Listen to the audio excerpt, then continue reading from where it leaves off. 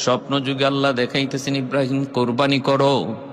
ইব্রাহিম আলাইহিস সালাম স্বপ্ন যুগে দেখেন কোরবানি করার নির্দেশ, ঘুম থেকে উঠা 200টা উট কোরবানি করলেন।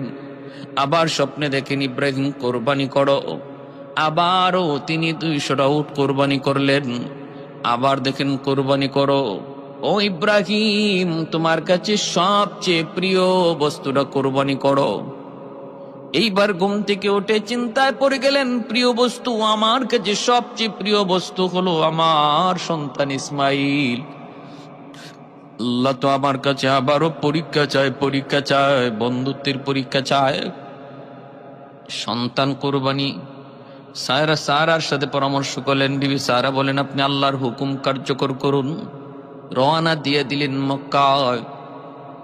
সেই তিনি বিবি হাজেরাকে বলতেছেন, বিবি গো, ও বিবি, আমার সন্তান ইসমাইলকে তুমি একটু সাজায় গোজায় দাও, এক জায়গায় বেড়াইতে যাব, মেহমানদারি করতে যাব। হাজেরা তিনি সাজায় গুজায়া বাবার সাথে দিয়ে দিলেন। মা হাজেরা তিনিও খুব খুশি, আমার সন্তানকে আমার স্বামী এত আদর করতেছেন, এত মায়া বরে ডাইকা তিনি কোথাও নিয়ে যাবেন মেহমানদারিতে বেড়াইতে। মা সন্তানকে যখন বাবা আদর করে, বাবা বেশি আদর করে ডাক দেয়, তখন মার কলিজা বেশি খুশি হয়, মার কলিজা বেশি খুশি হয়। বাবা যখন সন্তানকে বেশি আদর করে, তখন মার কলিজা বেশি খুশি হয়। হাজেরা বলতেছেন, যান আপনি সাজায় গুজায় দিলাম।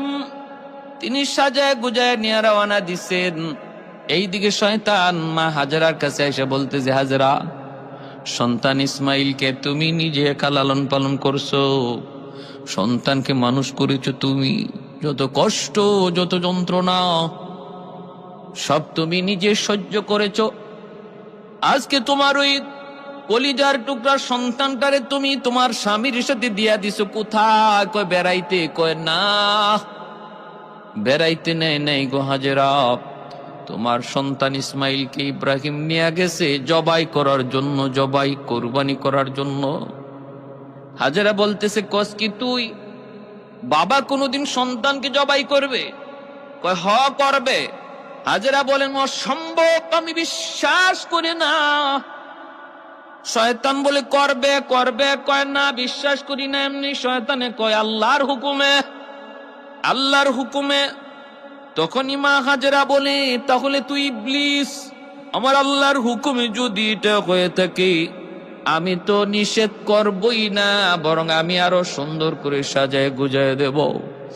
যদি আমার আল্লাহ চান আমার সন্তান ইসমাইলের কোরবানি, তাহলে আমার কোনো আপত্তি নাই। আর তুই যাই আমারে বাধা দিচ্ছ, নিঃসন্দেহে তুই হলে ইবলিস। মা হাজেরার কাছে শয়তান পারে নাই, দৌড়ায় গেল ইসমাইলের কাছে। যায় বলতেছে, ইসমাইল কই যাস? কয় আব্বার সাথে যাই বেড়াইতে। কয় না, বেড়াইতে না, তোর বাবা তোর জবাই করতে নিতেছে, জবাই করতে নিতেছে। কয় কেমন করে এটা সম্ভব? কয় না, আল্লাহর হুকুমে। তখন কয় আল্লাহর হুকুমে যদি হয় তাহলে আপত্তি কিসের? আপত্তি কিসের? শয়তান এই কথা যখন বাবা ওয়াসওয়াসা দেয়, ইসমাইল আলাইহিস সালাম বাবা ইব্রাহিমকে বলে দিলেন, আব্বা কে যেন আমারে কি কয়, কি কইতেছে? কয় আপনি বুঝে আমারে জবাই করতে নিতেছেন। ইব্রাহিম আলাইহিস সালাম বুঝে ফেলছেন এটা শয়তানের কারসাজি। তিনি বলেন, বাবা 7টা পাথর দিয়ে ওরে ঢিল মার, ওরে ঢিল মার, ও হলো ইবলিস। ইসমাইল আলাইহিস সালাম 7টা পাথর দিয়া ঢিল মারলেন, শয়তান আগুনে পুড়ে গেল, চলে গেল। সেই ঢিল মারার স্মৃতি আল্লাহ পাক এখনো জামারাতে আল্লাহ পাক কিয়ামত পর্যন্ত সেই স্মৃতি আল্লাহ ধরে রাখছে। হাজিদেরকে আল্লাহ বইলা দিছে, হাজিরা হজ করতে যাবা, আমার ইসমাইল যেইভাবে ইবলিসের ঢিল মেরেছিল 7 বার, তোমরাও যদি 7 বার ইবলিসের ঢিল না মারো, হজ আমি আল্লাহর কাছে কবুল হবে না। আমি আল্লাহর কাছে বড় পছন্দ লাগছি। যেই মুহূর্তটা দেশে ঘাবড়ে যাওয়ার কথা, ভয় পেয়ে যাওয়ার কথা, শয়তানের কথায় বাবার সাথে এ বিষয় নিয়ে আলোচনা করার কথা, দৌড় দেওয়ার কথা, কিন্তু না, বরং শয়তানকে আরো ঢিল মারলো। আমি আল্লাহর কাছে এত পছন্দ, এই আমল তোমরা বিজড়িত না করলে, স্মৃতি আবার চারণ না করলে হজ কবুল হবে না। ভাইরা বন্ধুরা, ইব্রাহিম আলাইহিস সালাম বললেন, বাবা ইসমাইল, স্বপ্নে দেখেছি আমি তোমাকে কুরবানি করতেছি, এবার তোমার পরামর্শ দাও, তুমি কি বলো? ইব্রাহিম খলিলুল্লাহ যখন এই কথা বলেছেন, ইসমাইল আলাইহিস সালাম ছোট্ট বালক, 10 বছরের বালক, তিনি বলতেছেন, আব্বা স্বপ্নে যা দেখেছেন আপনি তা বাস্তবায়ন করুন, আপনি আমাকে ধৈর্যশীলদের ভিতরে পাবেন, আমি অধৈর্য হব না, মালিকের হুকুমের সামনে অধৈর্য হব না, আপনি আমাকে ধৈর্যশীলদের ভিতরে পাবেন। আব্বা আপনি আল্লাহর আদেশ দেরি করবেন না, কার্যকর করুন, কিন্তু আব্বা আপনি যে আমাকে কোরবানি দিবেন, আপনি আমাকে উপর করে শোয়ে রাখবেন, আমাকে আমার চেহারাটা দেখে আপনি কোরবানি দিয়েন না, কারণ আমার চেহারা যদি আপনার নজরে পড়ে তাহলে কিন্তু কোরবানি দিতে পারবেন না, হাত আপনার চলবে না, উপর করে শোয়ে দিবেন। আর আমার রক্ত মাখা জামাগুলি আমার মা হাজেরার কাছে রক্ত মাখা জামাগুলি পৌঁছে দিয়েন, কারণ বাবা গো, আমি তোমার আদর, মায়ের আদর, দুটা আদর আমার মার কাছে পাইছি। জন্মের পর থেকে আমি কি শুধু মাকে দেখছি? বাবার আদর আমি আমার মায়ের কাছ থেকে পেয়েছি, আদব শিক্ষা আমি আমার আম্মার কাছ থেকে শিখেছি। আমি ছিলাম আমার মায়ের চোখের শীতল, এজন্য আব্বা কোরবানির পর আমার রক্তমাখা জামাটা আম্মার কাছে পৌঁছে দিন, মা কিছুটা সান্ত্বনা পাবে।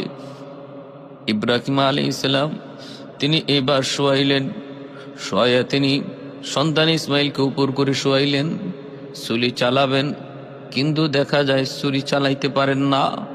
ইসমাইল আলাইহিস সালাম নিজ থেকে বলতেছেন, আব্বা এখনো তোমার হাত কাঁপতেছে, ছুরি চলবে না। বাবা তুমি তোমার চোখটাও বেঁধে ফেলো, কারণ তুমি তোমার নিজের চোখে সন্তানের কুরবানির দৃশ্য দেখলে কুরবানি হবে না, করতে পারবা না, নিজের চোখটাও বেঁধে ফেলো। ইব্রাহিম আলাইহিস সালামকে ইসমাইল এই পরামর্শ দিলেন। ইব্রাহিম আলাইহিস সালাম নিজের চোখটাও তিনি বেঁধে ফেললেন, তারপরে ছুরি চালাইতে শুরু করলেন। ভাইরা বন্ধুরা, ছুরি চালাইতে শুরু করলেন। আল্লাহ পাক রব্বুল আলামিন উপর থেকে দেখতেছেন, আল্লাহ পাক ফেরেশতারা দেখতেছেন আর বলতেছেন, মালিক তুমি এই কি প্রেমের খেলা শুরু করেছো? তুমি আজকের কি খেলা শুরু করেছো? এই তোমার কুদরতের কেমন খেলা? ও আল্লাহ, আমাদের আর কোনো প্রশ্ন নাই, ইব্রাহিম কেমন করে তোমার বন্ধু হলো, আমাদের আর কোনো প্রশ্ন নাই, তুমি কুদরতি খেলা বন্ধ করো। আল্লাহ তুমি বন্ধ করো। রব্বুল আলামিন বলতেছেন, একটু দেখ না কই যায়, কোথায় পর্যন্ত যায় পৌঁছে আমার ইব্রাহিম ইসমাইল।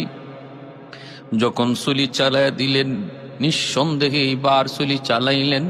আল্লাহ পাক রব্বুল আলামিন সাথে সাথে জিব্রাইলকে বলেন, জিব্রাইল আমার ইব্রাহিম ছুরি চালায় দিছে, এই যে ছুরি যাইতেছে ইসমাইলের গলায় লাগবে। এর জিব্রাইল, ওই ছুরি ইসমাইলের গলায় যাওয়ার আগে আগে তুমি জান্নাতি দুম্বা ইব্রাহিমের ছুরির নিচে শোয়া দাও, আর আমার ইসমাইলকে সরায় দাও। জিব্রাইল আলাইহিস সালাম বলেন, পৃথিবীতে 3টা সময় আমার যাইতে সবচেয়ে অনেক অনেক অনেক কষ্ট হয়েছে। আমার যত শক্তি ছিল সমস্ত শক্তি ব্যয় করে পৃথিবীতে 3টা সময় আমি আগমন করেছি। এই 3টা আগমনের কথা আমার মনে থাকবে। একটা হলো যখন ইব্রাহিম ছুরি চালায়, আমি দেখতেছি ইব্রাহিমের ছুরিও চলে, আমি জিব্রাইল নিজেও চলতেছি। ছুরিও চলে আমিও চলি, ছুরিও চলে আমিও চলি, ছুরিও চলে আমিও নামি, ছুরিও চলে আমিও নামি। আমার 600 ডানা একসাথে আমি ব্যবহার করলাম। একসাথে ব্যবহার করার দ্বারা ইব্রাহিমের ছুরিও চলতেছে আমিও নামতেছি। গলায় লাগার আগে আগে আল্লাহর রহমতে আমি দুম্বা, জান্নাতি দুম্বা আইনা ইসমাইলদের সরাইয়া জান্নাতি দুম্বা শোয়া দিছি। ইব্রাহিম বিন্দু পরিমাণ কিছু টের পান নাই।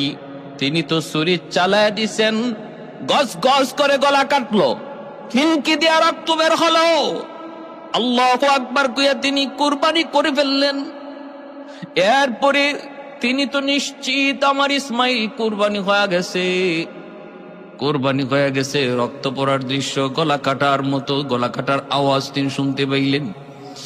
এবার আল্লাহর শুকরিয়া আদায় করে তিনি যখন চোখটা খুললেন, খুইলা যখন নিচের দিকে তাকাইলেন, তাকায়া দেখেন আল্লাহু আকবার, আল্লাহু আকবার, নিচে তো ইসমাইল নাই, নিচে কোরবানি হয়ে গেছে একটা জান্নাতি দুম্বা, আর পাশে শুয়ে আছে ইসমাইল।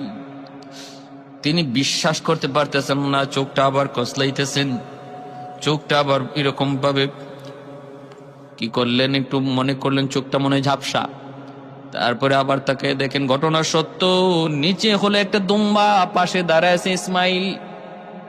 হযরত ইসমাইল আলাইহিস সালাম দৌড় দিয়া বাবাকে জড়ায় ধরে তিনি আল্লাহর শুকরিয়া আদায় করে কাঁদতেছেন। আর ওই অবস্থায় জিব্রাইল আমিন বলতেছে, নবী গো, আপনার কোরবানি আল্লাহর দরবারে কবুল হয়ে গেছে। উদ্দেশ্য তো কোরবানি ছিল না, উদ্দেশ্য ছিল আপনার দিলের হালত জানা। আল্লাহ পাক এই জায়গায় জান্নাতি দুম্বা কোরবানি দিয়ে আপনার কোরবানি আল্লাহ কবুল করে নিছে, যেন ইসমাইলে কোরবানি হয়েছে। আপনি যেমন ইসমাইলকেই কোরবানি দিয়েছেন, বিন্দু পরিমাণ এতে কোনো সন্দেহ নাই। বা সাথে সাথে বাপ বেটা দুজনে 2 রাকাত শুকরিয়ার নামাজ পড়লেন। এজন্যই আমরা ঈদুল আজহার দিন 2 রাকাত শুকরিয়াতান ঈদুল আজহার নামাজ পড়ি। এটা হলো শুকরিয়াতান আল্লাহ পাক রব্বুল আলামিন জিলহজ মাসের 10 তারিখ এই ঈদুল আজহার অনেক দাম, অনেক ফজিলত। 10 তারিখ হলো কুরবানি, 9 তারিখ হলো আরাফা। 9 তারিখ কি? আরাফা। আল্লাহু আকবার। এই জিলহজ মাসের 1 তারিখ থেকে নিয়ে 10 তারিখ পর্যন্ত আল্লাহর কাছে খুব দামি এই 10টা দিন। ওয়াল ফজরি ওয়া লায়ালিন আশ ওয়াশ শাফঈ ওয়াল ওয়াতর ওয়াল ফজরি ওয়া লায়ালিন আশ। ওই যে 10টা রাতের কসম আল্লাহ সূরা ফজরে খেলেন, মুফাসসিরিন কেরাম বলছেন এই 10টা রাত হলো এই জিলহজ মাসের এই 10 দিনের 10 রাত। কেউ যদি এই 10 রাতে ইবাদত করে সে সবে কদরের সমান সওয়াব পাবে। জিলহজ মাস ঢোকা মাত্রই আমাদের কিছু আমল আছে সুন্নত।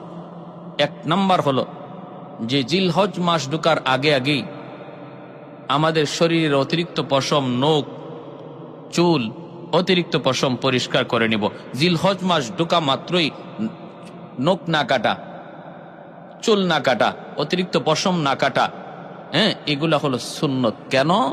কারণ এই জিলহজ মাসের 1 তারিখ থেকে নিয়ে 10 তারিখের এই 10 দিন পরে 10 তারিখে কোরবানির যে এক প্রেমের লীলা খেলা, এশকের এক লীলা খেলা, আশিকার মাশুকের যে এক অগ্নি পরীক্ষা, ওই অগ্নি পরীক্ষার স্মরণ 1 তারিখ থেকে করা হচ্ছে।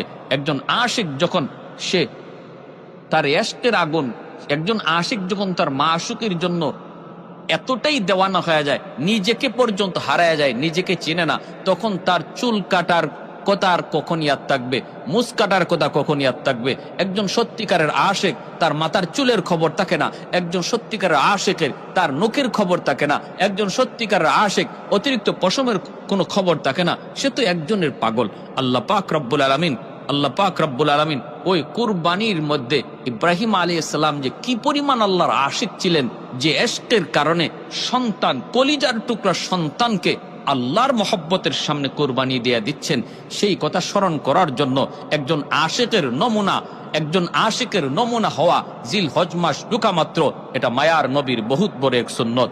এজন্য জিলহজ মাস ঢোকা মাত্রই নখ কাটা, চুল কাটা, অতিরিক্ত পশম কাটা থেকে বিরত থাকা, এটা নবীর এক সুন্নত। আর 9 তারিখে রোজা রাখা, 9 তারিখে কেউ যদি রোজা রাখে, অর্থাৎ আরাফার দিন, এই তো আর কয়েকদিন, আগামীকাল থেকে জিলহজ মাস ঢুকতেছে, 9 তারিখে যদি কেউ আমরা রোজা রাখি, তাহলে আল্লাহর নবী রহমতের নবী বলেন তার 1 বছরের পিছনের গুনাহ মাফ, সামনের 1 বছরের গুনাহ আল্লাহ তার মাফ করে দেন। সুবহানাল্লাহ। প্যারে হাজিরিন, আল্লাহ পাক আমাদের সবাইকে এই আমলগুলা করার তৌফিক দান করুন। আর কোরবানির মধ্যে যে নিয়ত, ইব্রাহিম আলাইহিস সালাম যেই নিয়তে, আল্লাহকে খুশি করার নিয়তে যেমন কোরবানি করেছিলেন, এমন নিয়ত নিয়ে আমি আপনিও যদি আজকে কোরবানি করি, তাহলে এই কোরবানি আল্লাহর কাছে কবুল হবে। আর যদি আমার আপনার গোশত খাওয়ার নিয়ত থাকে, আমার আপনার যদি টাকার মধ্যে ভেজাল টাকা থাকে, হারাম থাকে, তাহলে কোরবানি কবুল হবে না। কোরবানি কবুল হওয়ার জন্য শর্ত হলো দুইটা। এক হলো টাকাটা পয়সাটা হতে হবে হালাল, একদম নির্ভেজাল। আরেক হলো নিয়তটা হতে হবে সহি, শুধু আল্লাহকে খুশি করা। কারণ ইব্রাহিম আলাইহিস সালাম তিনি আল্লাহকে খুশি করার নিয়ত তার কি পরিমাণ ছিল, আল্লাহর প্রেম আর ভালোবাসা কি পরিমাণ ছিল। কারণ ইনি নিশ্চিত তার সন্তানকে তিনি জবাই করেছেন, নিশ্চিত সন্তানকে জবাই করেছেন। একজন বাবা তার সন্তানকে জবাই করতে পারে আল্লাহর মহব্বতে, তাহলে বুঝেন এই মহব্বতটা কতটা নির্ভেজাল, কতটা খাঁটি ছিল। আমরাও আমাদের কোরবানি আসতেছে, এই কোরবানিতে হারাম টাকা দিয়া কোরবানির তো অংশীদার হব না। 7 জন শরিকানের ভিতরে একজনের টাকাও যদি হারাম হয়, তাহলে 7 জনের কোরবানি বাতিল হয়ে যাবে, 7 জনের কোরবানি বাতিল হয়ে যাবে। কেউ যদি সুদী প্রতিষ্ঠানে চাকরি করে, সুদী প্রতিষ্ঠান থেকে লেনদেন করে, তাহলে তার সাথেও কোরবানি দেওয়া থেকে বিরত থাকবো। আর হলো নিয়ত সহি, গোশত খাওয়ার জন্য নাকি আল্লাহরে খুশি করার জন্য? আল্লাহরে খুশি করার জন্য। এই কোরবানির রসুমটা, এই কোরবানির গোশত এখন আমরা নিজেরা খাইতে পারি। ইব্রাহিম আলাইহিস সালামের এই তো জমানার পর থেকে কোরবানির তরিকাটা এরকম ভাবে তৈরি হয়েছে, আমাদের জন্য সহজ হয়েছে। এখন আমরা পশু কোরবানি করি, আবার নিজেরা গোশতও খাই। কিন্তু এর আগ পর্যন্ত কোরবানি ছিল, কিন্তু তরিকা এমন ছিল না।